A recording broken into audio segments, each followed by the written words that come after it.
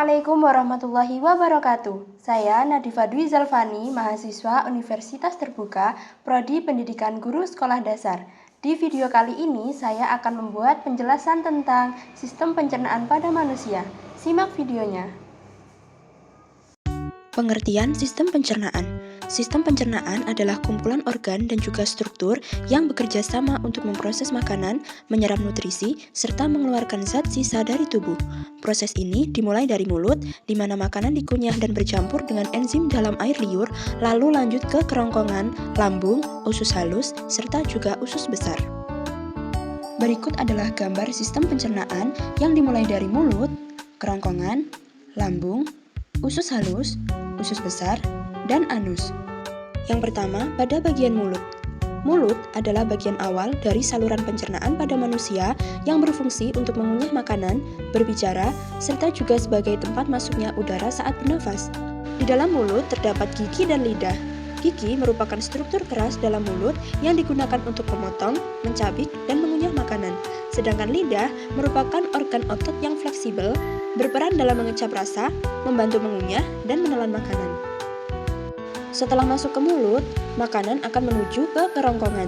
Kerongkongan adalah sebuah bagian dari saluran pencernaan yang berbentuk tabung panjang dan berfungsi sebagai penghubung antara organ faring atau tenggorokan dengan lambung.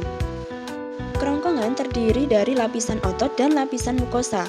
Lapisan otot terdiri dari otot rangka di bagian atas dan otot polos di bagian bawah untuk mendukung gerakan peristaltik. Sedangkan pada lapisan mukosa, yaitu sebuah lapisan paling dalam yang melindungi dinding dari sebuah gesekan dari makanan.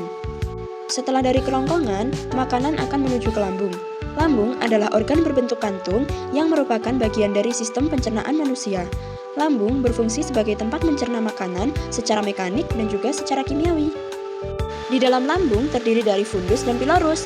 Fundus berfungsi sebagai tempat penyimpanan udara atau juga gas yang tertelan bersama makanan, sedangkan pilorus berfungsi untuk mengatur aliran chyme dari lambung ke usus halus melalui sphincter pilorus. Untuk yang selanjutnya, makanan akan menuju ke usus halus. Usus halus adalah bagian dari sistem pencernaan manusia yang berupa saluran panjang berbentuk tabung yang terletak di antara lambung dan usus besar. Usus ini berfungsi untuk mencerna makanan. Di dalam usus halus terdapat duodenum dan jejunum. Duodenum berfungsi untuk melanjutkan pencernaan makanan, khususnya untuk pencernaan kimiawi. Sedangkan jejunum adalah untuk menyerap sebagian besar nutrisi dari makanan yang sudah dicerna. Usus besar adalah akhir dari saluran pencernaan manusia yang berfungsi untuk menyerap air dan juga elektrolit dari sisa makanan, serta membentuk dan menyimpan feses sebelum dikeluarkan melalui anus. Di dalam usus besar terdapat kolon dan juga rektum. Kolon berfungsi untuk menyerap air dan garam dari sisa makanan serta membantu pembentukan feses. Sedangkan rektum berfungsi sebagai tempat penyimpanan sementara feses sebelum dikeluarkan melalui anus. Yang terakhir yaitu anus. Anus adalah bagian akhir dari sistem pencernaan yang berfungsi untuk mengeluarkan sisa makanan dan kotoran atau feses dari tubuh. Jadi, kesimpulannya adalah sistem pencernaan manusia merupakan rangkaian organ yang bekerja secara terkoordinasi untuk mencerna makanan, menyerap nutrisi, dan membuang sisa zat yang tidak diperlukan oleh tubuh. Proses ini dimulai dari mulut, dilanjutkan ke kerongkongan, lambung, usus halus, usus besar, hingga anus dengan bantuan enzim dan cairan pencernaan.